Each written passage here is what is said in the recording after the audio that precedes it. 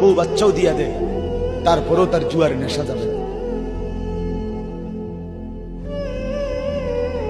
যে নারীতে আসক্ত তার তৃপ্তি হয়, গুনাহ তৃপ্তি দেয় না, নাফরমানি তৃপ্তি দেয়। দুনিয়া একদমই অল্প, একদমই অল্প, একদমই অল্প, একদমই অল্প। আজকে যারা বৃদ্ধ মানুষ, আপনারা ভাবেন আপনি সেই ছোট্ট ছিলেন, আপনি কিশোর হলেন, তরুণ হলেন, যুবক হলেন, আজ অক্ষম দুর্বল বৃদ্ধ হলেন। আর কয়েকদিন, যে কোনো দিন আপনি কবরস্থান। আজকের যুবক ভাই, তুমি ভাবো, তুমি তো প্রথম দিন যুবক ছিলে না, এক ছোট্ট কোলের বাচ্চা ছিলে। আজ তুমি ধীরে ধীরে তোমার সেই শিশুকাল চলে গেল, কিশোর কাল চলে গেল, তরুণ কালও চলে গেল। তাহলে পিছনের এই সময় যেহেতু গেছে, তো ধরে নাও যৌবন কালও চলে যাবে। কোনো সন্দেহ, কোন সন্দেহ।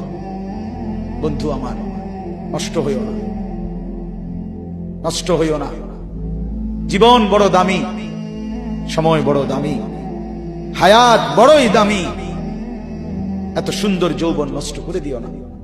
হাদিসের মধ্যে আছে, আল্লাহর নবী সাল্লাল্লাহু আলাইহি ওয়াসাল্লাম বলছিলেন, লাকাদ হামামতু আন আমুরা ফিতিয়াতি, আমার মন চায় আমার যুবকদেরকে সঙ্গে নিয়ে আমি ঘরে যারা নামাজ পড়ে আমি তাদেরকে বের করে আনি, অথবা আমি তাদেরকে আগুন দিয়ে ঘর সহ জ্বালিয়ে দেই।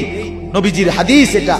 নবীজি বলছে, আমার ইচ্ছে জাগে আমার যুবক সঙ্গীদেরকে নিয়ে আমি মুসলমানের ঘরে ঘরে গিয়ে বেনামাজি ঘরে নামাজ পড়ে তাদেরকে টেনে হিচড়ে বের করে আনি। কথা ছিল এই, কথা ছিল যুবক সমাজ গড়বে, কথা ছিল যুবক মানুষকে আল্লাহর দিকে ডাকবে, কথা ছিল যৌবনকাল আল্লাহর জন্য ওয়াকফ করবে। আজ দিয়া দিছে নারীর কাছে, জিনার ব্যভিচারের কাছে, মদ আর জুয়ার কাছে, মোবাইলের কাছে। আস্তাগফিরুল্লাহ, আস্তাগফিরুল্লাহ, আস্তাগফিরুল্লাহ।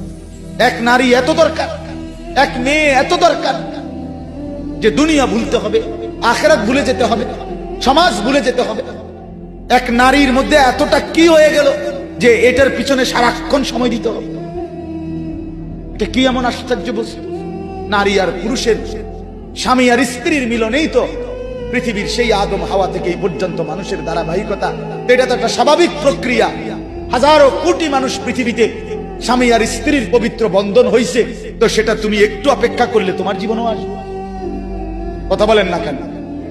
এটা একটা সহজ বিষয় না। আল্লাহ তাআলা আমাদেরকে বুঝার